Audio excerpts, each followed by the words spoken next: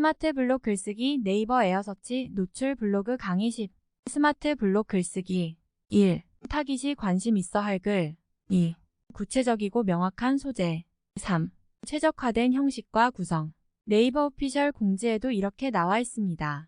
블로그 글을 쓸 때 타깃이 관심이 있어야 하는 글을 쓰라고 합니다. 또한 구체적이고 명확한 소재를 활용하고 최적화된 형식과 구성으로 작성을 하라고 나옵니다.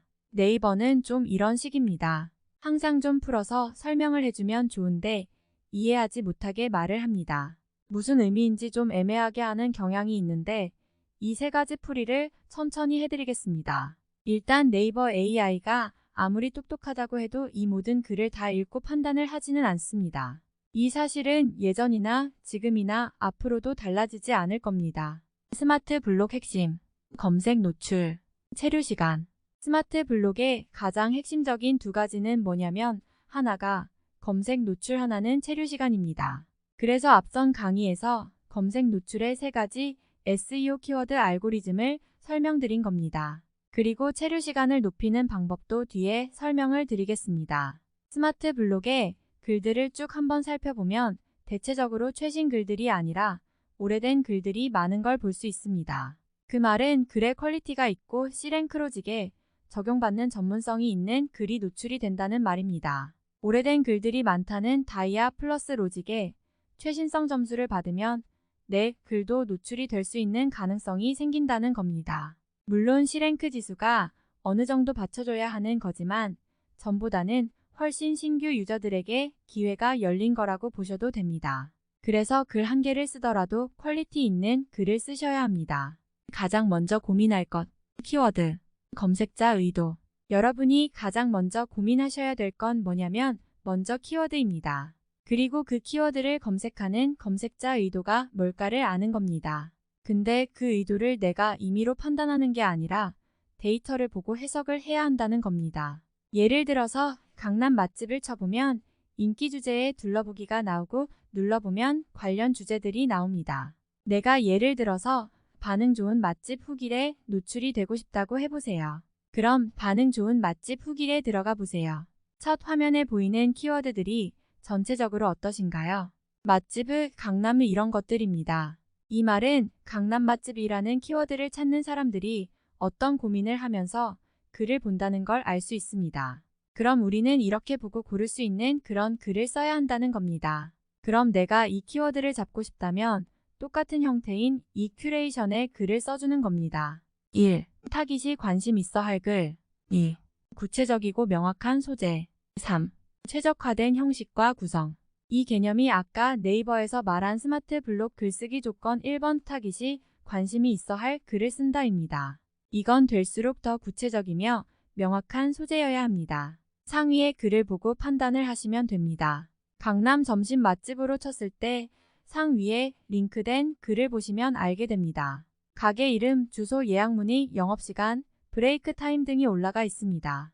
또는 구체적으로 어떻게 가는지 방법과 네이버 지도가 표기되어 있습니다. 실제로 점심 먹으러 가는 사람들에게 정보를 제공하는 것입니다. 매장 내부 사진이라든지 분위기, 메뉴판 등 구체적으로 알고 싶은 것들을 빠짐없이 넣는 것입니다. 여기에 다이아 플러스 로직에 대해 부연 설명을 드리겠습니다. 다이아 플러스. 검색자의 질의의 의도를 분석하여 노출. 마땅히 필요한 이미지나 키워드를 명확하게 써줘야 함. 다이아 플러스는 강의에서 말했듯이 검색자의 질의의 의도를 분석해서 거기에 최대한 적합한 포스팅을 랭킹화시켜서 보여드린다고 했습니다. 그래서 키워드를 검색하는 사람들의 의도를 파악하는 게 가장 중요한 겁니다. 또한 거기에 필요한 정보들을 빠짐없이 명확하게 이미지와 키워드로 설명을 해줘야 하는 겁니다. 맛집이면 주차장은 있는지, 영업시간은 언제인지, 메뉴는 어떤 것들이 있는지 이런 것들입니다. 스니펫, 다이아 플러스 로직이 적용되면서 스니펫 형태가 더욱더 중요해졌습니다. 스니펫은 예를 들어서 김밥이라는 키워드를 친다고 해보세요. 다이아 플러스 로직은 김밥을 검색하는 사람들의 질의의 의도를 분석합니다. 그리고 그 의도에 맞게 김밥 만드는 방법이 소개된 글이 노출이 된다는 겁니다. 그리고 이 스니펫의 형태는 주로 큐레이션 글들이 많습니다. 여러 개를 모아서 보여주는 형태를 말합니다. 드라마 추천, 영화 추천 이런 것들, 뭐에 좋은 것, 뭐뭐 하기 좋은 곳 이런 질문의 의도가 확실한 키워드들이 있습니다. 그래서 확실히 숫자로 구분을 해주시는 게 좋습니다. 맛집을 추천해도 1번 추천집 어디입니다. 2번 추천집 어디입니다. 이렇게 해서 최소한 5개 이상을 넣어야 합니다. 스니펫이 지금은 잘 적용이 되고 있습니다.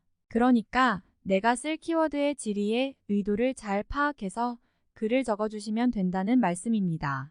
그냥 나의 뇌피셜로 임의로 판단하는 게 아니라 상위에 위치하고 있는 글들의 형식을 잘 보고 참고를 하시면 됩니다. 근데 문제는 100% 그것이 정답이냐? 그건 아니라는 겁니다. 이 스마트 블록 형태에서 상위에 있는 글들은 거의 100% 참고하셔도 좋습니다. 근데 스마트 블록이 아닌 형태의 키워드는 100% 그 글을 벤치마킹한다고 해서 무조건 다 맞는 게 아닙니다. 이게 아닌 이유는 블로그 지수와 관련된 이야기를 해야 하는데 뒤에서 설명을 드리겠습니다. 이번 강의에서는 스마트 블록 글쓰기 원칙 1번과 2번으로 타깃 시 관심 있어 하는 글을 쓰고 구체적이고 명확한 소재를 써라에 대해 설명드렸습니다. 다음 블로그 강의에서는 글 쓰는 최적화된 형식 등에 대해 말씀드리겠습니다. 블로그 강의 11로